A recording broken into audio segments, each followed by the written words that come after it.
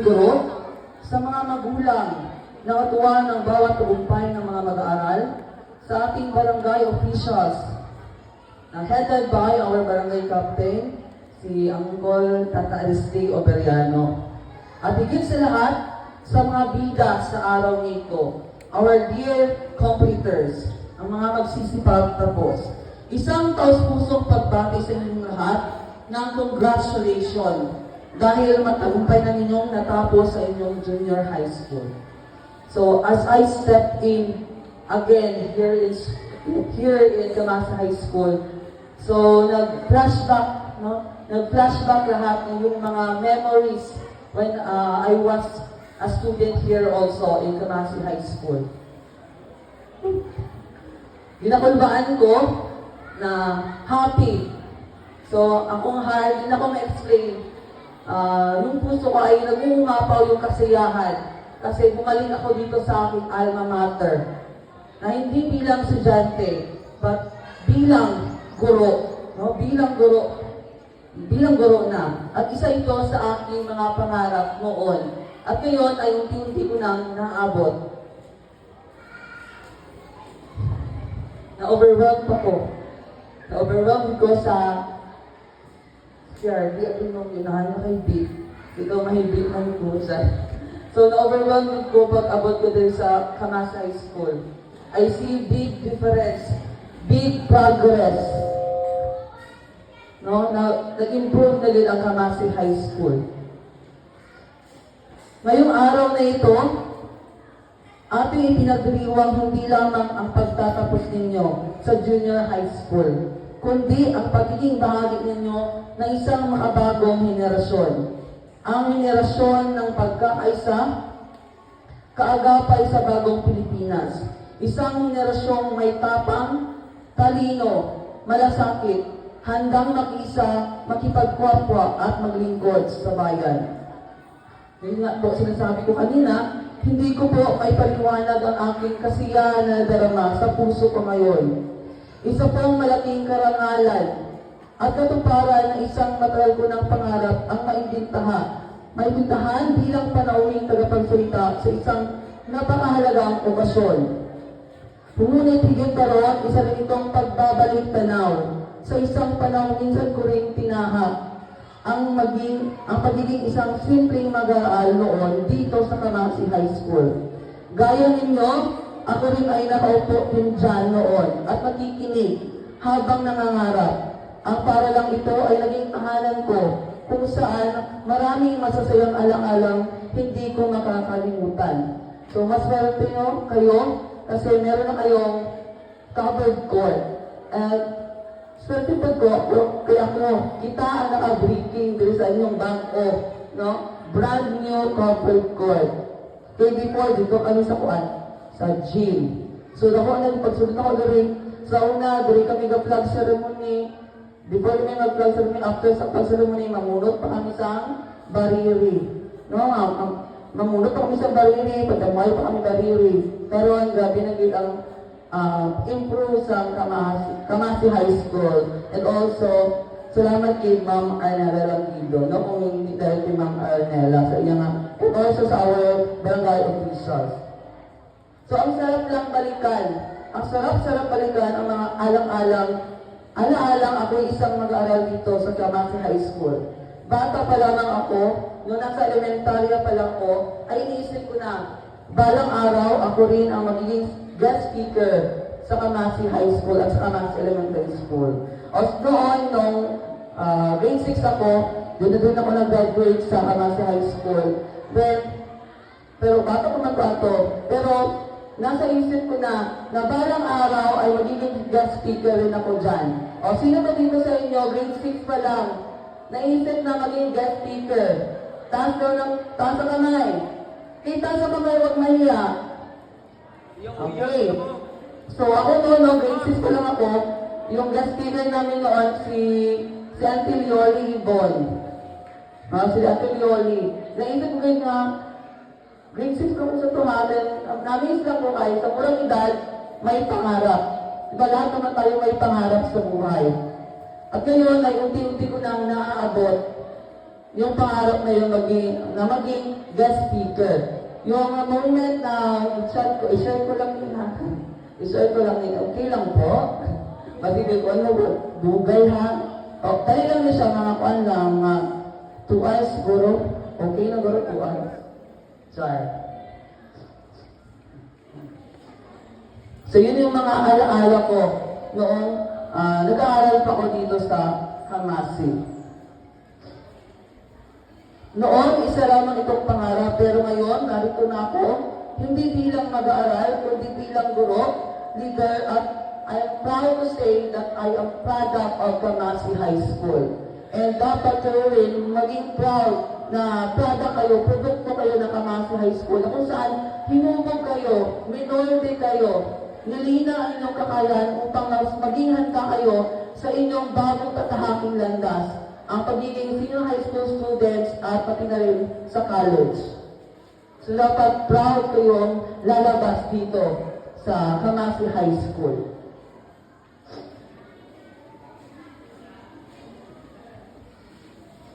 Opo, minsan ako nag-aral dito sa Kamasi High School. Bagaman, minsan ako lumipat din ako, nakapag-aral din po ako sa Quiapawa National High School during my grade 7 upang subukan ng oportunidad doon sa, kumbaga, sa syudad. Pero, hindi complete yung, kumbaga, gusto ko abutin tong goal ko na during my high school, gusto ko maging guest speaker. Kaya pumalik talaga ako dito sa Kamasi High School. Sinabi ko kay Mama, Ma'am, mag-transfer lang ko sa Kamasi, gusto ko mag-guest speaker dito. Ito. Karon, guest speaker na. So, diba, hindi rin siya pag-start ng book, kundi ito ay isang inspiration para sa inyo na okay lang nangarap.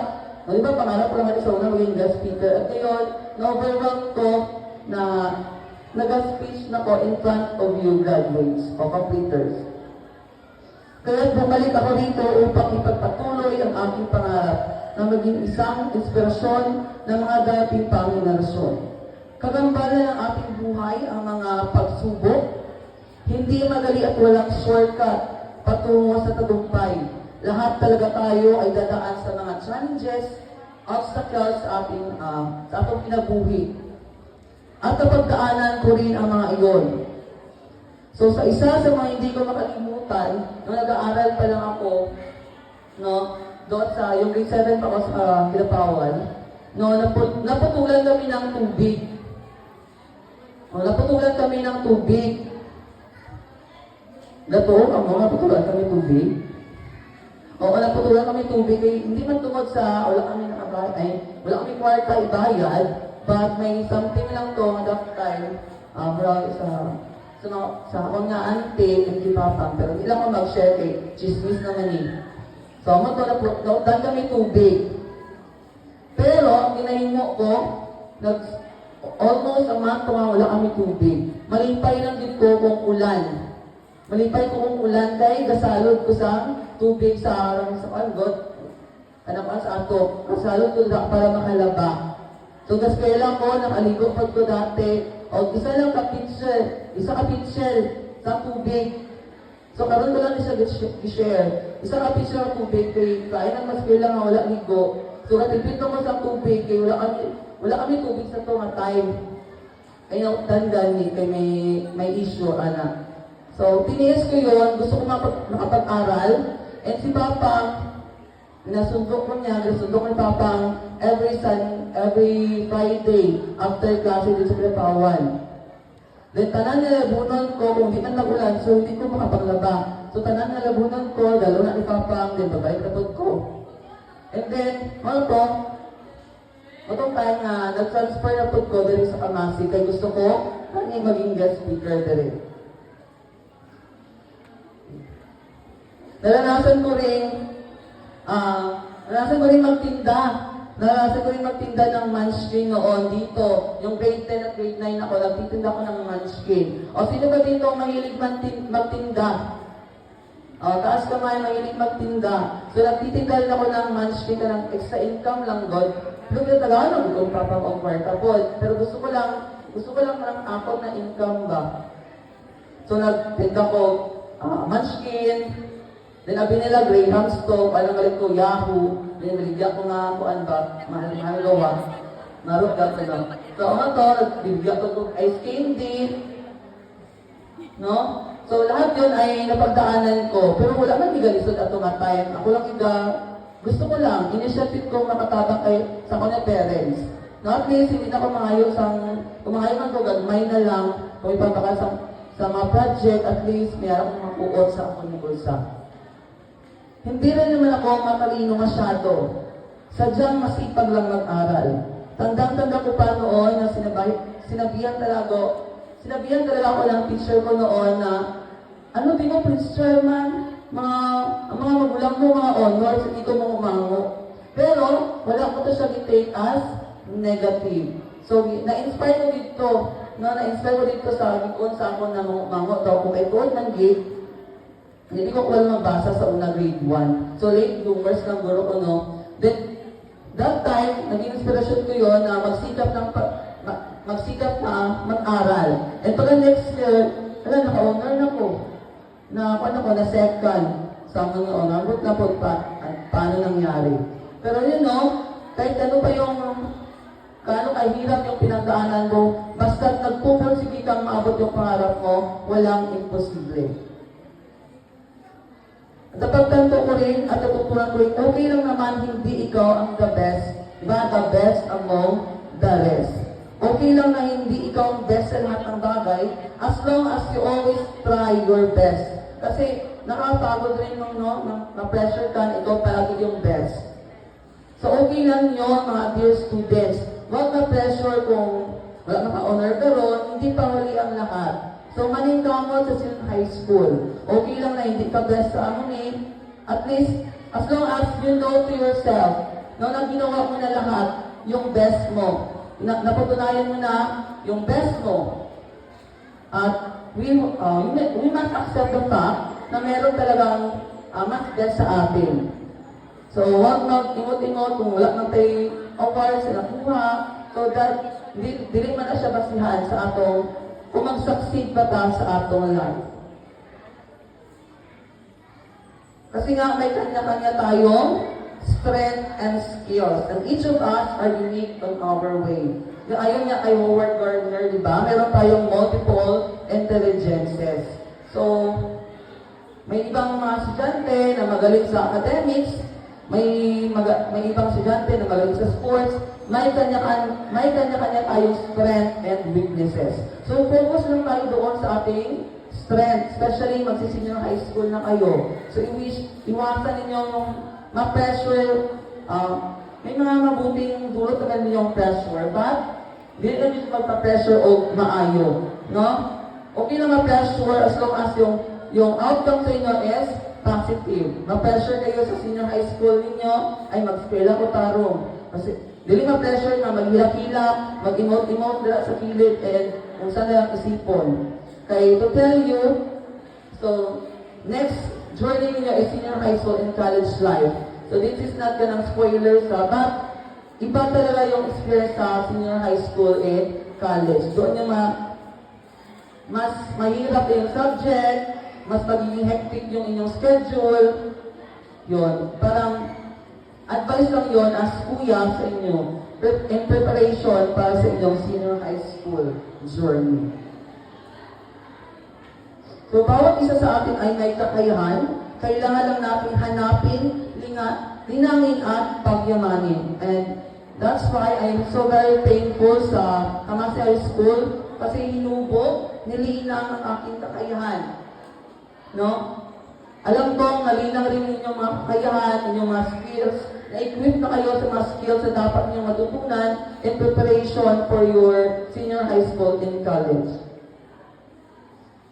Ngayon, may mga pabaon ako para sa inyo sa mga pagdating nyo sa senior high school at sa kolehiyo na maaari nyong magamit at alalahanin. Una, so dapat kayo ay be a goal setter. Dapat may goal kayo sa inyong buhay. So ano ba yung goal ninyo, completers? May goal ba kayo, completers? Yes, lahat tayo ay may goal. Yung nga, diba sabi ko, yung goal ko is maging guest speaker. So may kanya-kanya kayong goal. So alam niyo, nung unang taon ko sa kolehiyo, ang mindset ko ay okay lang basta pumasa. Akala ko sapat na yon, pero bandang huli, napagtanto ko, kaya ko pala ang higit pa. So sino ba dito yung okay lang makapasa? Ay, okay na ni 75, okay lang niya makapasa man. So yun yung mga mindset ng iba, diba? Pero sa akin lang para sa akin, hindi okay yung mag-settle tayo for less. Kung gusto mo talaga mabot yung pangarap mo, put hard work, no? Put effort para maabot yung pangarap mo. And I know that you are hawtan mo tanan. So you can do your best, no? Your best shot sa mga next journey ninyo. So huwag settle. Don't ever settle for basta makapasa lang. So noon, hindi ito pagyayabang. Dito ay para maging inspirasyon niya rin na yun nga, diba, I graduated as cum laude. And nanginayang ako, konting kembot na lang sana magiging magna cum laude. Pero, kasi na-busy ako noong first year kasi hindi ko binuhos lahat ng aking best. So, iwan ako sa inyo para last day of ang pagmahay. So, dapat, first pa lang, senior high school pa lang, i-build mo na yung inyong, ang foundation ninyo, na kung gusto niyo maabot yung pangarap nyo. First year pa lang, maningkamot na, i-maintain, maging dean's lister. So, depende na sa inyo kung ano yung mga pangarap niyo. Basta, at the first time ninyo maka-enter sa senior high school or sa college, dapat give your best dayon para wala ipagmahay sa olahin. So, huwag mag-settle sa 75, okay na to. So, kasi pag-iwan mo nga, ay, huwag yun lang nga 75, pangalito yung mga yung Duterte. Kasi, minsan nagkaktuwa to, itong 75 si Duterte. Nagkakuan na sayings, kumbaga, okay lang 75. Pero, yes, pasang 75. And I know you can do better. No? Makapasa pa, mas mataas kayong grades ninyo. Ang uban, grades does not define you. Yes, grades does not define you. Okay. Tuon din na siya. Pero isa po na siya sa mga factor na ginatanaw. No, kung mag-apply ka mo trabaho. Isa na sa ginatanaw kung ano ka mo during your school days, no? During your student days, ginatanaw na siya. So so mas pili ko nila itong mga tag-as of grade. So hindi lang na siya pero ang mga kamatuuran. So maningkamot kung may kanya-kanya, may iba't iba naman tayong kakayahan. Ano yung strength mo, doon ka mag-focus. And yung mga weaknesses mo, try to improve it. So ikalawa, ano ba yung una? We must be a goal setter. So mag-set kayo ng goal ninyo, ano yung mga pangarap ninyo. 10 years from now, 8 years from now, isa na rin akong guest speaker tulad ni Sir. So yun yung dapat i-goal ninyo. Meron kayong timeline na 10 years, 8 years, 7 years from now, babalik ako dito sa Barangay Kamasi na proud na na-achieve ko na yung pangarap ko sa buhay. Next is be disciplined. So sa senior high school, at lalo na sa kolehiyo, mas magiging mahirap pa ang mga aralin. Mas maraming gawain at mas matindi ang pressure. Kaya mahalaga ang time management, focus, and consistency. Hindi na sapat ang bukas na lang. Ay, bukas na lang duway pa man bukas na lang, ana. Matuto kayong palagaan ang oras. At unahin ang mga bagay na may halaga. Tandaan ninyo, ang tamang disiplina at mindset ay daan tungo sa tunay na tagumpay. O sino ba dito yung mahilig mag-procrastinate? Kung, ay, buwas na lang bapon. Ay, buwas na lang asa nagtambak na ang mga school works, mga assignment, magtambak din. May bibi kayo na nag-drain na daw kayo, post-post din sa Facebook. nga tired, active. Kay, di ba naman, tamad man, itambak ang obrahonon. So, in college and senior high school, iwasan na mag-procrastinate. No? Dapat kapag binigay ang task, gawin ka agad para matapos. Kasi yun yung ginawa ko in college. Hindi ako lisod man siya, pero hindi masyado. Kasi kung may mga activities, kung may pinagagawa, so, ginagawa ko kaagad kasi para hindi magtambak ba. No? Ang uban man good, kay mag-post sa Facebook, kay kapoy doon sa eskwela, wala na siya, kulang lang sa time management. So, and discipline. So, be disciplined. And also, focus sa eskwela ha, completers. Focus sa eskwela, hindi na mag-uyab-uyab. At taas ka mo sa may uyab, Tutang sa parents, itaas ka mo kung may uyab. Ay, wala. Very good. So, focus muna sa pag-eskwela. Kaya ang uyab-uyab, makita lang na ninyo kung mag-graduate ka mo. No? Mag-ano ka mo, kung mga professional na ka mo, successful na ka mo, damo pa nga mga lalaki o babae dira.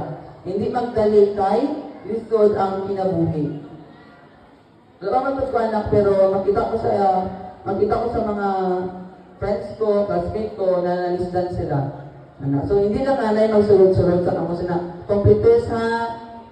Maasahan ko ba yun? Okay, very good. Okay, next. Una, be a goal setter. Be disciplined. Ikatlo, parating makinig o pakinggan ang payo ng mga magulang at guro. So, makinig tayo sa mga payo ng magulang at ating mga guro. Hindi natin sila laging nauunawaan noon. Pero, tandaan ninyo lahat ng sakripisyo nila ay para sa inyo. Minsan, pagod na sila, pero patuloy pa rin silang nagsusumikap. Kaya huwag sayangin ang pagkakataong makapag-aral.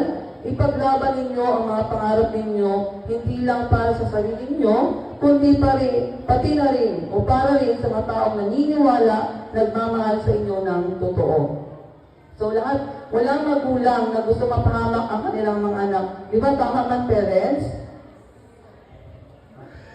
So tanan sila, no, lahat ng mga parents ay gustong maging successful yung kanilang mga anak. So, din sa parents ko, nakita ko talaga yung yung pagpupursigi ng aking mga magulang. Si Papa noon, teacher dito sa Kamasi High School, pero bisag teacher siya, kay gapanguma Japon siya. No, gapanguma Japon siya. And I'm so proud sa akong Papa o Mama. Bisag ka ng naitrabaho si Papa, professional siya, pero naningkamot Japon siya. Naningkamot Japon siya na mag-provide among needs sa apat na magutod. So nakita ko din ang struggle ni Papa. And I hope makita niyo po ang struggle sa inyong mga parents. Hindi lang sige lang ako paayos ang kwarta. Then, makunin niyo parents na, ano naman, wala pa na pamusun sa kwarta. O, taas ka mo sa basa nanay niyo. Totoo man gid no, wala man gid pamusun natin, sorry sa word. So, wala man gid pamusun natin na parents ang kwarta. So, nakita ko na siya, struggle sila papang sa una, especially katong nag-eskwela pa sila ni ate, sabay sila tatlo sa college. So, si Papa kay, pagi na siya, manang kumagatabaho kalabaw, bisag gabi na, buhato niyang kuan, morning, nagapangumpuras si Papa. And, natingala po ko siya na kay Papa, eskwela na ko sa high school, college, sa Dapawan. Kataulit ko sa kuan, sa Kamasi, nadala ko ni Papa dito sa uma. Mangupras kami, mga leksyon kami. So ano Miss Papa, hindi na pag-isdan niya, hindi ko may kwarta man kami, unta. Pero, na-realize ko na ginagawa ko ni Papa para kumbaga, makita ko ang realidad, no? Makita ko ang realidad sa kanila, kinabuhi, nalisod yun man, kung hindi ka makatapos. No? Gabi na kung gapanguma ka mo sa hindi nyo pag-idlupa. No? So, gamay lang ito ang makuha ninyo na pangabuhian. So, maluoy ka mo sa inyo parents, computers, maningkamot, ibalik ka lang sa ilang mga effort, kabayo ko, na each sa parents nyo, iba-iba yung trabaho, dugot, pawis yung binibigay sa inyo, kumayo mo ka mo sa kwarta, ginangatan kayo para sa inyong pag-eskwela. And ang nyo lang, kung mga computers, na maging disiplinado, ibalik yung mga paghihirap, pagsisikap ng iyong mga magulang. So makita lang mo sa inyong parents, sa mga graduate, mga suksok sa black toga, isa na siya sa accomplishment sa mga atong mga ginikanan. Di ba? Tama man mga ginikanan na ginapangan din sa mga parents, sa mga suksok sa tuga nga ito, maging professional, makapagtapos sa pag-aaral, maging matagumpay sa buhay ang ating mga anak. Di ba parents, tama man? Oo. So, bigang halaga, students sa ang mga effort and hard work sa ating mga magulang. Ika-apat, matuto kayong tumayo sa sarili ninyong paa o to become independent. Kasi hindi sa lahat ng pagkakataon ay may magtutulak sa inyo o magpupush sa inyo. Darating ang araw na kayo na mismo ang dapat gumawa ng paraan. Kaya habang maaga, matutong magsikap, maging responsable, at huwag matakot sa mga pagkakamali. Failures are part of our growth. Kung magkamali man sa desisyon sa buhay, so okay lang, okay, di ba ano sila, mistakes are the best teachers. So okay lang magkamali sa mga desisyon. Pero, bago mag-desisyon, isipon anay kung ano gin ang circumstances. Kung ano ba yung palit sa inyo. No, mag-uyab na mo pag graduate ninyo, senior high school pa lang, uyab na mo. So isipin nyo, maging overthinker, kumbaga, maging kanang futuristic. Alam mo, mag-uyab-uyab ko, basta mabuntisan ko, ano lang ang pangandoy niya nanay sa akin. Alam, basta makabuntis ko. So, ana. So, dapat, isipin nyo rin yung inyong